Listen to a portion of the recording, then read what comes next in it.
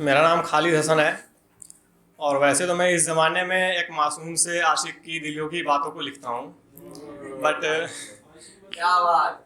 But आज जो मैंने लिखा है वो मेरे ऊपर नहीं है। कहती हो कि तुम मुझसे प्यार करती हो, कहती हो कि तुम मुझसे प्यार करती हो, बहुत ज़्यादा बेशुमार करती हो, पर तुम पे कोई ज़बरदस्ती नहीं मेरी जान की, ये झूठा इजहार तुम बार बार करती हो।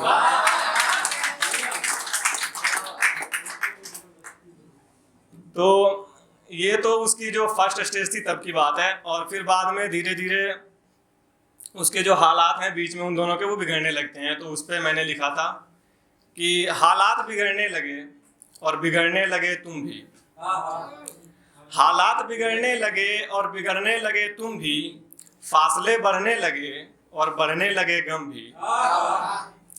एक दौर था मेरा जब सब कुछ था हासिल, तुम्हारे लिए मैंने सबको छोड़ा, अब मुकर गए तुम भी। जो हैं हालात मेरे उन्हें बयां मैं कैसे करूं, जो हैं हालात मेरे उन्हें बयां मैं कैसे करूं, मौत भी ना आई और बिछड़ गए तुम भी। और उसके बाद क्या होता है कि उसके पापा ने उसकी शादी कहीं अरेंज करवा दी, फिर उन लोगों की शादी हो जाती है और उसकी वजह से इस बेचारे ने घर पे मार वार सब कुछ खाया था। जब उसके घर पे पता चला ना तो फिर उसके घर वाले आए थे इसके घर पे। बहुत सारा मतलब सीन क्रिएट हुआ था। उस टाइम वो लड़की मुकर गई थी, फिर बोलती थी कि ये मुझसे ज़बरदस्ती बात करता है या जो कुछ भी। तो और जब शादी उसकी हुई तो इसके घर के सामने उसका घर था, तो सब कुछ इसकी आंखों के सामने हो रहा था। तो जब मैं उसके घर पे गया तो बालकनी में बेचारा खड़ा था, उसकी शादी बीत चुकी थी, 2-3 दिन हुए थे। तो मैं गया तो वो चुपचाप एकदम मायूस खड़ा था। बट जब मैंने उससे पूछा कि मतलब मैं हमेशा हंसी मजाक करता हूँ उससे, हमारी अच्छी बॉन्डिंग थी जब मिलते थे तब, तो मैंने उससे पूछा क्या हुआ है, तो उसने कुछ बोला नहीं। उसने मुझे गले लगाया और फिर रोने लगा वो। उस टाइम मुझे समझ नहीं आया मैं उसको क्या बोलूँ क्या समझाऊँ, क्योंकि लड़कों को है ना चुप कराना नहीं आता।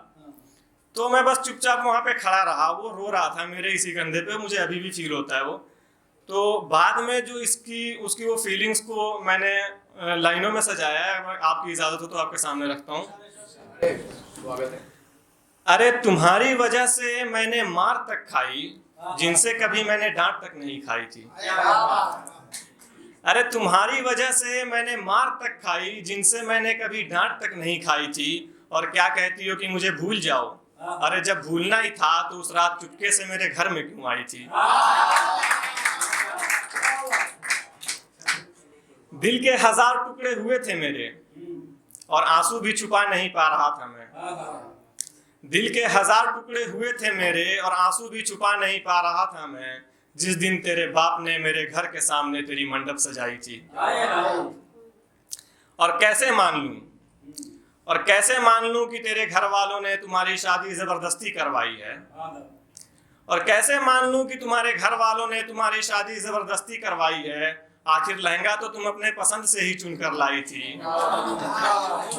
और उस दिन के बाद आज तक कभी खुल के हंस नहीं पाया मैं, क्योंकि उस डोली के साथ मेरी खुशियों की भी आखिरी विदाई थी।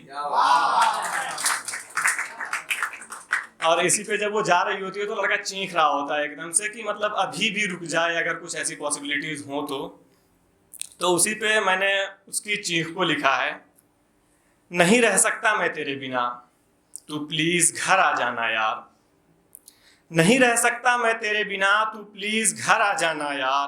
तू सुन मेरी खामोश चीखों को और प्लीज वहीं ठहर जाना यार। चलो ठीक है मैं वो भी मान लूंगा, पर पहले मेरी गलती तो बताना यार। और अगर मुझे छोड़कर तू सच में खुश है तो जाते जाते प्लीज बस एक बार मुस्कुराना यार।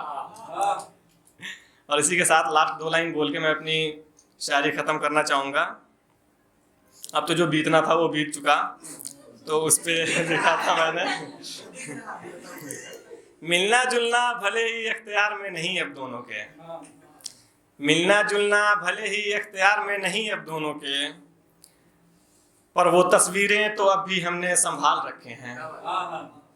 मिलना जुलना भले ही इख्तियार में नहीं अब दोनों के, पर वो तस्वीरें तो अब भी हमने संभाल रखे हैं। हम जुदा हुए ये तो किस्मत की बात थी, पर उन यादों के कुछ लम्हे हमने बेमिसाल रखे हैं।